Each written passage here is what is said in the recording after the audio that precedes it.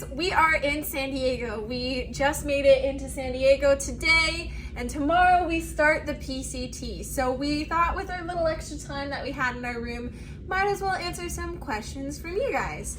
So we've compiled a list of questions from the different places we asked for questions, and here's a couple of them. So the first one is from my friend Natalie. She said, what inspired you to take on this challenge?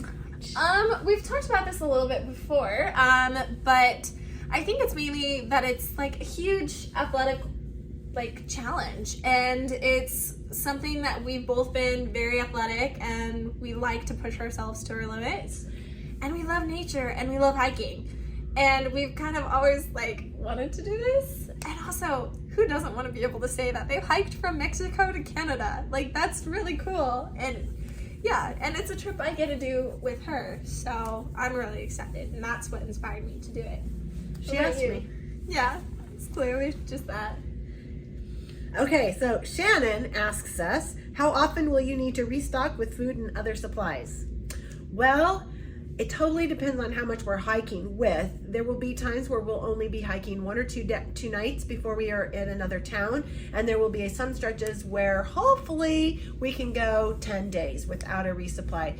Those will be very heavy food carries, but the towns are far from the trail. So we're gonna try and, I think the average is about 4 to 5 nights, depending on how fast you hike and how long you hike each day. We're going to try and average 20-ish miles a day, 21, 22 miles a day.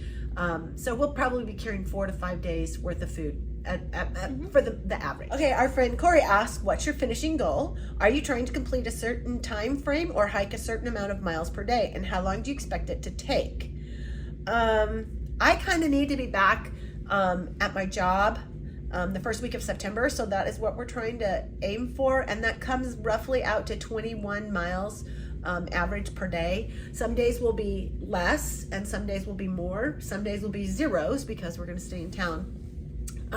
So we'll see how it all shakes out in the end. And how long do you expect it to take? 5 months, 5.5 months, which puts us just about September. Yep. And it just depends, again, how fast we go and whether or not we stay on trail the whole time.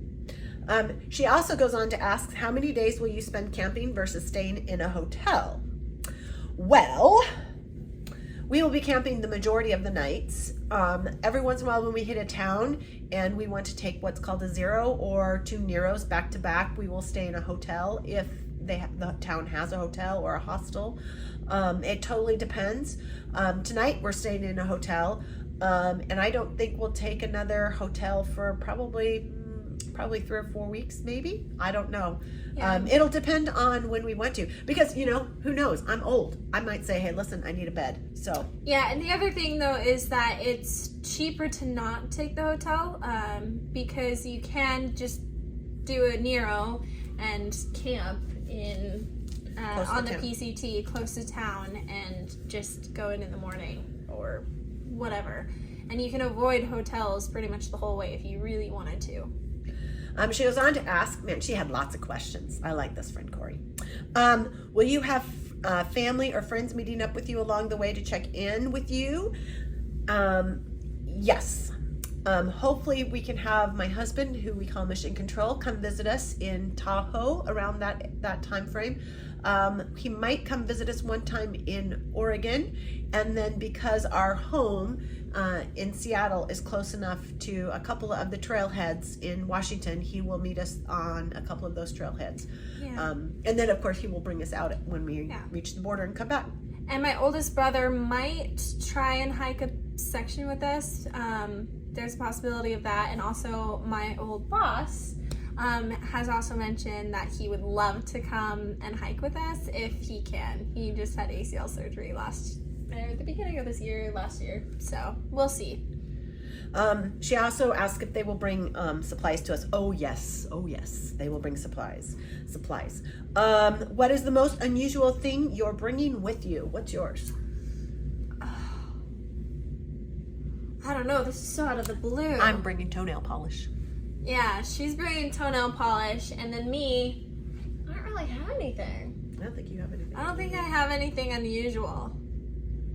Yeah. I don't know. I'll have to think about it. And she says, what is your absolutely must-have on this trip? For me, 2 pillows. For me, my absolute must-have, chapstick. I can't stand when my lips are chapped. It drives me nuts, and I will pick at them until they bleed. It's bad. Our good friend Karen asked this: how much does it cost to get geared up for the trip?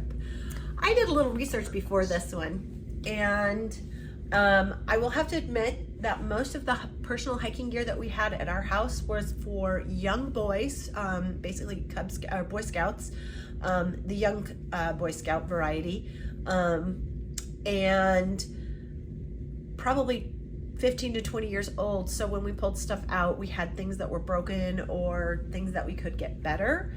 Or really heavy items. Like our water pumps were. Yeah, we had a massive water purifier system. And much of the hiking gear today has improved in technology. And so we probably spent more than we should have. But then again, I have my own job. My husband's, we're pretty well off, so it really didn't hurt that much, if you will. But I did save my pennies. I know that my big 3 are my biggest: my pack, my sleep system, and our tent are the most expensive items. In fact, my sleeping bag is almost as expensive as our tent, but we share a tent, so that eliminates, in and of itself, eliminates a big chunk of the cost. Yeah. And excluding airfare to get down here and our first night hotel, I think it was close to $5,000 just for me to get down here. She was close to that, but not nearly as much because she's using some of my stuff. Yeah. So. Well, the other thing you have to know is that you can go a lot cheaper if you have friends or family that are willing to lend you something. You can also get things secondhand. And you know, some people do just go to like Target and get some stuff. It's not the lightest stuff or the highest quality, but you can cut costs that way. And you get out on the trail. Yeah, and you just get out on the trail. As long as you have the necessities to live, You'll be okay. you can hike. Elsie, my friend Elsie asks, how long have you trained for this and how? And did you practice with your pack? And how many pounds does your pack weigh? Well, to answer how long we've been training for this and how did we train for this, we have quite a few videos up already of some of our training. We didn't go real into details of it, but I'm a personal trainer, so I made sure that we did a lot of weightlifting. We did a lot of cardio, endurance type stuff. So we did strength and endurance. And yes, we put on our pack at least once a week, and did at least 5-10 miles every day with our every week with our pack on. And then we also put on 20-pound weighted vests, and we'd hike with those. We'd go on. We could only go about 5-7 miles. Was pushing it because they didn't have a hip with belt. The weighted vests. The weighted vests, because they didn't have a hip belt. Yeah, so they dug into your shoulders really badly, and so we practiced with our packs, and I would say that my pack, my base weight of my pack, excluding food and water, which we are basically consumables, it sits around 16 pounds. Yes, mine's a lot lighter, but then again, I'm younger, so I don't have to do a couple of things. Yeah. And so mine is roughly around 13 pounds base weight. And the other thing is, you forgot to answer, we have been training for this since 2020 when I decided we wanted to do this. But then again, we have both been weight training and strength training for a long time, and we're both very athletic, so it wasn't that new or different.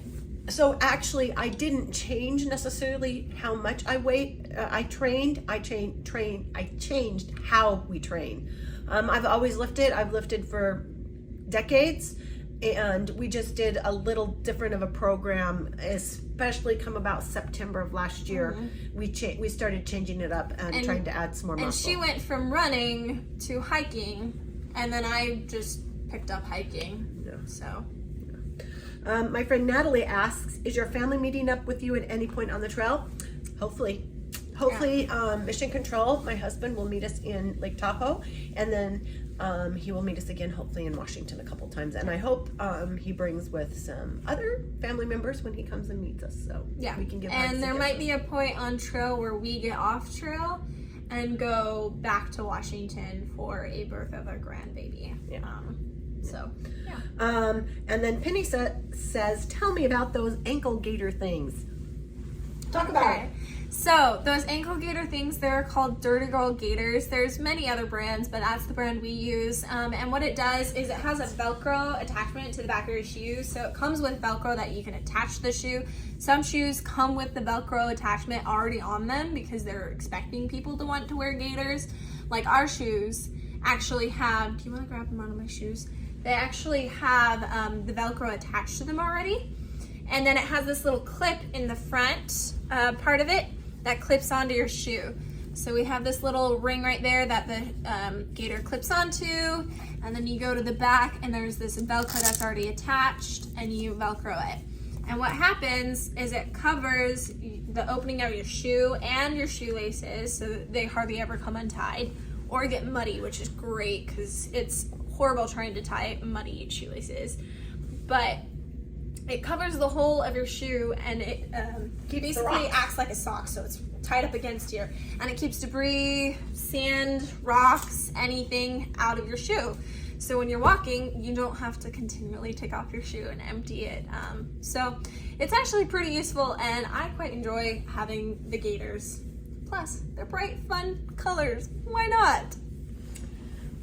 Dan asks, how will you two tell whose backpack is whose? We both have the same REI Flash 55 backpack in the same mustardy yellow green color. There's many ways that we will tell whose is whose, but most importantly, hers does not have the brain on it. I carry my brain, and on top of that, I have the eyeglass, or I guess it's a rain poncho something, but I put my eyeglasses in it. And also, and I don't have that. I don't have the patch. Yeah, she doesn't have the patch or the brain. And also, we have a friend of ours from the Facebook groups that we belong to. His name is Slim Jim. He made patches, and I've sewn different color patches on each of ours. So hers is, mine is green, and yours is maroon. Maroon, thank you. Yeah, so there's different ways. And then also the way we pack our pack is different too. Like I have the tent poles in my pack, and we are sharing a tent, so there's only one set of tent poles. So my backpack, you can see the tent poles, and then it's just, how we pack is different too in our packs on the outside, so it's pretty easy to tell which one's which. So Tanya asked if we would share our spreadsheet that we have. Tanya, I would love to share with you, but unfortunately it does have some copyrighted material, and so I'm not sure. I'd have to ask the author, Yogi, who wrote the book, if I could share with you. And I have so many misspellings and mistakes in it. Maybe I'll talk with Yogi and see what she says, but it really is copyrighted material that we took and populated my spreadsheet. And we'd also have to change some of it because some of it has very personal notes in it, like this is where this person will meet us, and or different things like that. Yeah. But you can start your own. Yeah. Casey asks where we got our smart water bottle tubing. And I can tell you it's called the Smart Tube Water Bottle System from Amazon, and we love it. Actually, I just filled my water bottle, so give me a second. Yeah, and also note that when you use the Smart Tube water bottle attachment, it does take a little bit to get used to and figure out how to put it on the pack properly. Actually, let me go grab my pack. Just to show you. So this is what it looks like. It's nothing funky or different. It came with two different lid things, one to go on a smart water bottle. This is our smart water bottles, and one to go on like a Nalgene water bottle. We didn't use that. And then my husband has a 3D printer, and he printed us these little magnet thing that will now clip on to there. And Jess can show. So I can show you the system. I don't really want to move the camera, but I can. So what we have right here is we have the water bottle in our little side water pouch, and then the tubing comes up, And because I don't have the brain attached to my pack, I can use the straps that hold the brain in to hold this up against the shoulder so it doesn't keep falling. And then we have this magnet right here that's attached right there. So it kind of just sits like right here on me. And it's pretty great, pretty useful. We really like it. It did take a bit to get used to. I had a different type of water bottle that was more squat. It was still a liter, but it was squatter than a smart water bottle because we wanted to be able to tell our smart water bottles from each other. But we found out it's just like too short that it just made the strap, the little tube keep falling, and I would knock it off with my elbow. And so it does take a little bit of trial and error to figure out how to get the tubing to work for you, but it's great. We love it. It makes it so that we can see where the water is, because most of the time if you have a tube, it's to a bladder, which is in your backpack, which means you have to take everything out to get to the bladder, and you can't tell by just looking at it to see how full it is or not.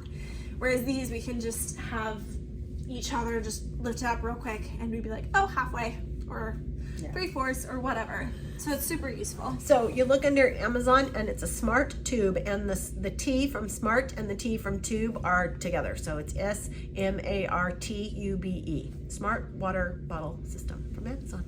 And the last question for tonight, Jen asked, how long do you expect it to take? 5 months. Yeah. So the average hiker normally completes the trail in around 150 days. That's been the average of 5 months. Finishing for the trail. And that means that you are hiking 17 miles a day with no zeros or anything. So adding zeros into that, that's around 20 miles a day. So, yeah. So sometime in hopefully end of August, early September. So we'll be done. So thank you all for your questions, and we'll see you on the trails.